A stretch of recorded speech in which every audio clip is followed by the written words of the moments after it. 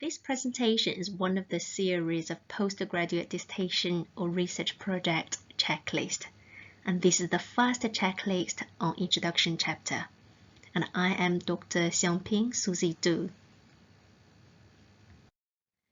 Before looking into the checklist of the introduction chapter content, it is very important for us to understand the marking criteria and mark sheet that is used by the supervisor to mark this chapter. As the latest postgraduate dissertation handbook indicated that for the introduction chapter, students are expected to provide an outstanding and concise introduction to the research issue or questions, provides a detailed and well-considered outline of the business organizational context in which the research is carried out. So from the marking criteria, it is clear that the research issue or questions are vital to be included, and also the business organizational context in which the research is carried out should also be outlined in the introduction chapter. And the mark sheet for introduction chapter indicated that it takes 10% mark. The marking criteria of an introduction corresponds to the content of an introduction chapter. So what does an introduction chapter normally include? Firstly, it must state why this research is worth doing. So it includes the context or background of the research, which set the scene and put the whole research query into a context. And also, it needs to state the rationale of the research by indicating the significance or the impact of the research, and also need to clearly state and explain the issue or problems that need to be investigated in this research. Secondly, it must clearly state the aim and objectives of the research or the research questions. So they are normally expressed in the form of 2 plus a verb for aim and objectives. And there's normally only one ultimate aim, which is the final goal that the research needs to achieve. And there are 3 to 5 objectives, so which are the specific tasks in order to achieve the aim. And thirdly is how. So you must clearly indicate how the research was conducted by indicating the structure of the dissertation or research project.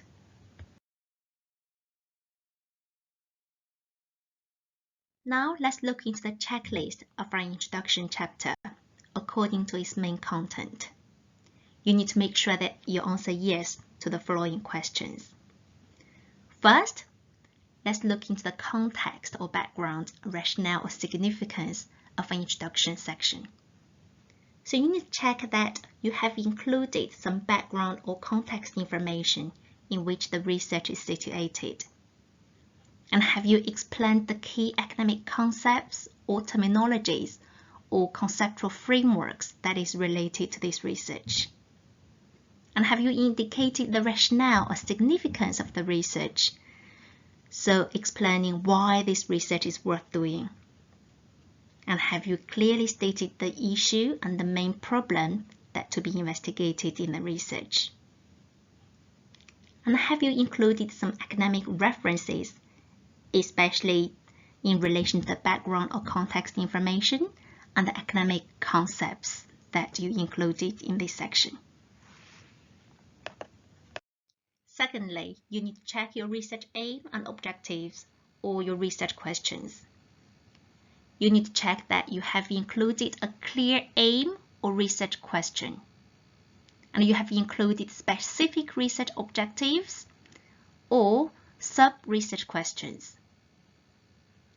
And then you need to make sure that there are only 3 to 5 specific research objectives or sub-questions, not too few, not too many. And also you need to make sure the research aim and objectives are stated in the form of 2 plus a verb. For example, to investigate or to examine, to evaluate or to analyze. And if you stated research questions, and you need to make sure they are in question format. Finally, you have to check that you have clearly indicated the structure of your dissertation or research project, and you need to make sure that you can answer yes to the following questions. And have you outlined the structure of your research? For example, in the way of this research starts with a literature review around XYZ concepts. Then methodology is explained with regard to the research approach, strategies, and research methods.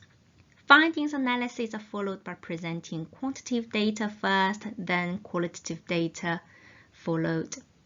Conclusions and recommendations are provided based in the context of what.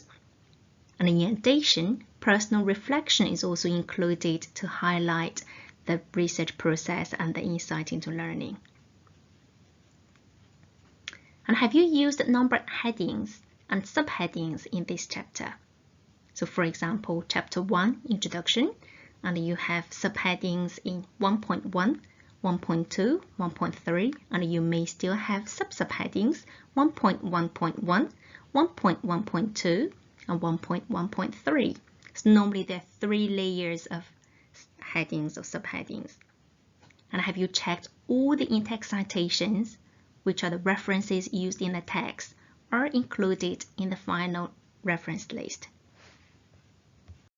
Last but not least, it is very important that you make the best use of the support available to your dissertation or research project.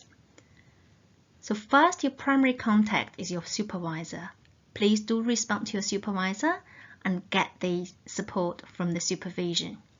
If you don't engage, you may be called for viva, and your supervisor is the marker of your dissertation or research project. Second is your module leader. If you struggle to find resources, and your module leader might be able to point you to the right person.